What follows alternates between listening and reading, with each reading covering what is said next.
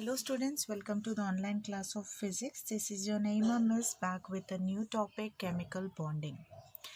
I hope there is no doubt children. If it is any doubt, kindly come to me and try to clear your doubts up, okay?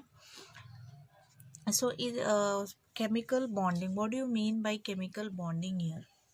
Chemical means we know there are some of the molecules which combine together and form a substance that is called as chemical. Bonding means linking. Okay, that means some of the molecules combine. Some of the molecules combine to form a big substance by using what? That is nothing but chemical. Bonding means but these molecules, what do they do? These molecules link with each other. Okay, link or bond or fuse with each other and form this chemical. So that is a strong bond. Okay, so that is nothing but it is called as chemical bonding. So that means there is a strong bonding between the molecules, which is called as chemical bonding. Okay, we have learned in our previous classes about the electronic configuration, right? We have learned about the electron configuration in our previous classes of elements and periodic table, and it was learned that there are over 115 elements. So in ninth class, we saw that several elements like oxygen, nitrogen, and hydrogen exist as diatomics. What are they? Diatomics. Why? Because they are two, right? Two molecules together combine and form a one molecule that is called as diatomic molecule, isn't? So that means two atoms, that is, you can say that oxygen, both these are bonding together to form the O2, and nitrogen, these two are bonding together by to form N2.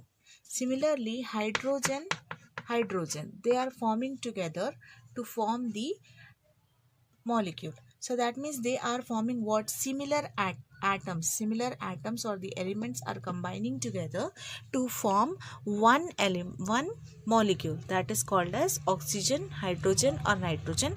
That is called as diatomic molecule. That is, two molecules are involved in forming one molecule, so they are called as diatomic molecules. In our previous classes, we have even saw some bondings like NaCl, H2O, huh? So many different bonds we had, and we had Na2, CO3, right? So many different bonds we have. So how these bonds, how these molecules are coming together? Because of this chemical bonds. Okay, because of this chemical bonds. So we have learned about different laws of chemical combinations, since the formation of chemical compounds take place as a result of combination of the atoms of various elements in different ways. So let us take the example of NaCl. When you shake the salt from a shaker, does it get separated into sodium and chloride?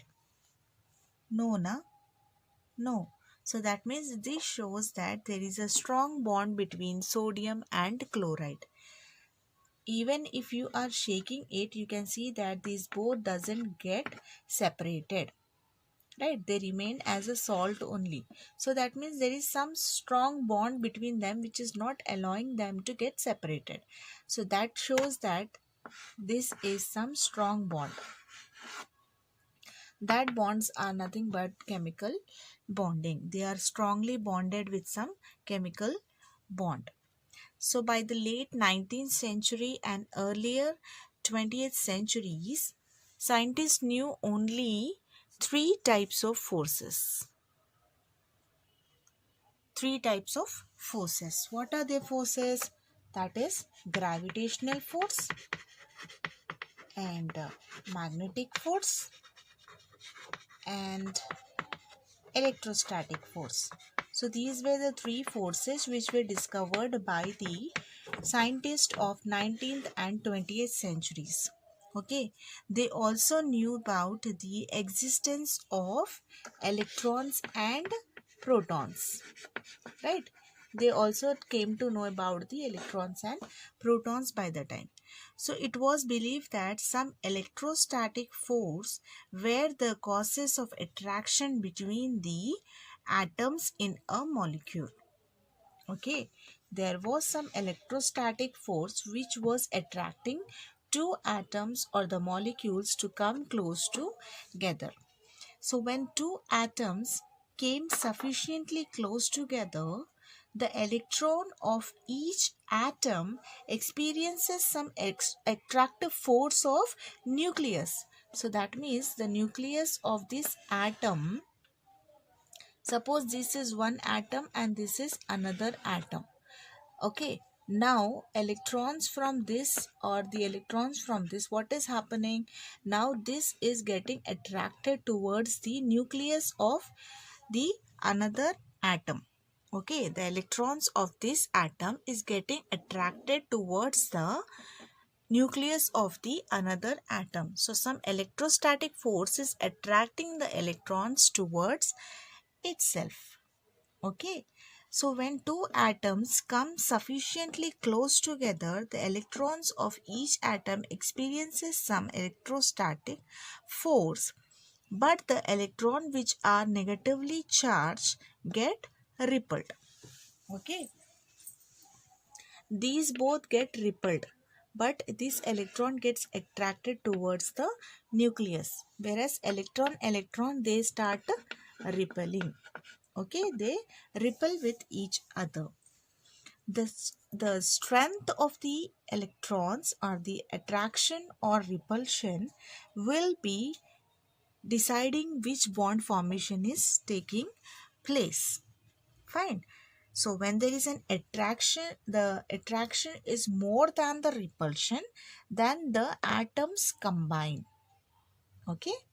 If the repulsion is more than the attraction, then the atoms do not combine. Fine, it is clear. When there is more attraction, we can say, when there is more attraction, the atoms get combined. Okay, atoms get combined. Okay, when there is less attraction or more repulsion, then you can say that the atoms do not combine. Atoms do not combine. That is, no bond formation will takes place. So if there is attraction is stronger than the repulsion, if attraction is stronger than the repulsion, then you can say bond formation is taking place. If the repulsion is stronger than attraction, then you can say that no bond formation will take place. Okay, the nucleus or and the electrons in the inner shell remains unaffected when there is no bonding or no attraction is taking place. But when the electron in the outermost shell get affected, then the combination of the bond or the combining of both the atoms or the molecules takes place. That is in the case of attraction. We have learnt about the valency of the cells, right? We have learnt about the valence of the cells. So this is the nucleus at the center. You can say these are the shells. These are the shells which are present. So the electrons which are present in the outermost orbital decides the valency of the atom. I hope you all remember. So now the electrons in the valence shell are only responsible for the formation of bond between the two atoms. Okay, the valence electrons, that is the electrons in the valence shell, they decide the bond formation. Okay, so we can say that we have even learned about the exothermic and the endothermic reactions, right? Exothermic reaction where the energy or the heat is released, right? Wherever the energy or the heat is released, it is called as exothermic reaction.